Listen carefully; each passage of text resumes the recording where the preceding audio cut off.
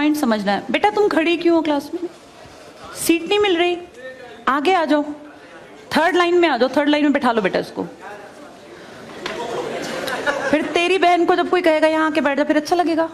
थोड़ा लिमिट में रहना चाहिए ना। बैठ जाओ बेटा। चलो अपने देखो, अपने व्यवहार को ऐसा रखो जैसा तुम दूसरे के साथ करो, तुम्हारी बहन के साथ वही होगा। यहाँ नहीं, जहां वो कॉलेज में जाएगी वहां होगा, बस में होगा, ऑटो में होगा। समाज सबसे मिलके बनता है। तुम घटिया हो ना किसी के लिए, तो तुम्हारी बहन के लिए 100% कोई ना कोई घटिया। भगवान जो है कर्मा रिटर्न्स बैक है, ये सीधी थ्योरी है ये। और ये मैं अपने लिए भी मानती हूँ, मैं अपनी बेटी के लिए भी मानती हूँ। मैं जैसा कर रही हूँ ऐसा ही मेरे साथ होगा, या मेरे घर वालों के साथ। तुम जैसा कर रहे हो ऐसा तुम्हारे भाई बहनों के साथ होगा ही होगा। हम किसी भी बेटी के साथ गलत करेंगे ना, तो अपने आप को इसके लिए तैयार रखना कि मेरी बहन भी पढ़ने निकलेगी। आज छोटी है तो कल निकलेगी। चाचा की बेटी, मामा की बेटी, ऐसा नहीं कोई घर में रिश्ते ही ना हो, माँ भी तो होगी।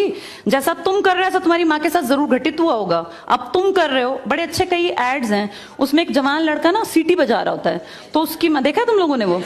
उसकी माँ कहती है बेटा मत कर। तुम्हारी उम्र का था वो लड़का, उसकी माँ लगा लो मेरी एज की, मुझसे 2-4 साल बड़ी होगी, क्योंकि जो बच्चे 20 के हैं उनके माँ 40-45, उनकी माँ 45 साल तक की होती हैं। तो लगातार सीटियां बजा रहा है, उसकी माँ उसको कहती है बेटा मत कर। वो इरिटेट हो जाती है, तो फील करता है कि मेरी माँ ऐसा क्यों, मतलब क्यों चिढ़ रही है सीटी बजाने से, घर में बैठ के बजा रहा था सीटी। तो उसकी माँ को याद आता है कि जब मैं रोज बस स्टॉप पे जाती हूँ, 45 साल की अधेड़ उम्र की एक औरत, एक घटिया लड़का, मतलब ऐसे नहीं होते बिल्कुल ही घटिया जिनकी परवरिश हो, वो रोज उसको परेशान करता है, उस 45 साल की औरत को।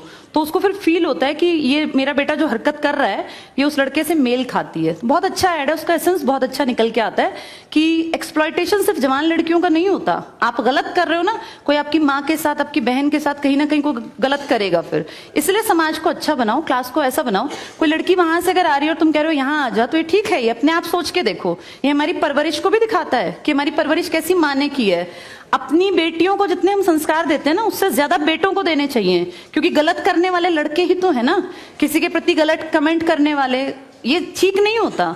इतने काबिल बनो कि कोई तुम्हारे साथ बैठना चाहे। तुम्हें ये कहना पड़ रहा है कि यहाँ के बैठ जाओ, तुम कोई वो छिछोरे 70-80 के दशक के लड़के थोड़ी ना हो, पढ़े लिखे 21वीं-22वीं सदी के लड़के बैठे हो, तुम कोई बच्चे नहीं हो। अब अपने व्यवहार को इतना अच्छा बनाओ, क्योंकि जब गलत बात बोलो ना तो ये सोच के बोलना कि मेरे घर में जो औरत है ना उसको ये सहना पड़ रहा है कहीं ना कहीं।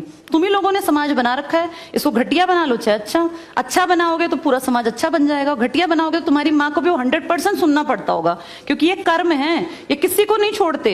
तुम सबको चार दीवारी में नहीं रख पाओगे, तुम्हारी माँ को भी कहीं ना कहीं बाहर निकलना पड़ता है। चाहे वो मार्केट सब्जी लेने जाती हो, गांव में रहते हो तो गली में तो निकलती है ना, उसको भी सुनना पड़ता होगा, क्योंकि समाज बनाने वाले तुम ही लोग हो।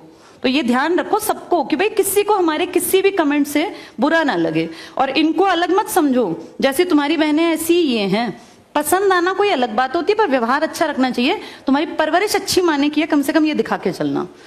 चलो ये टॉपिक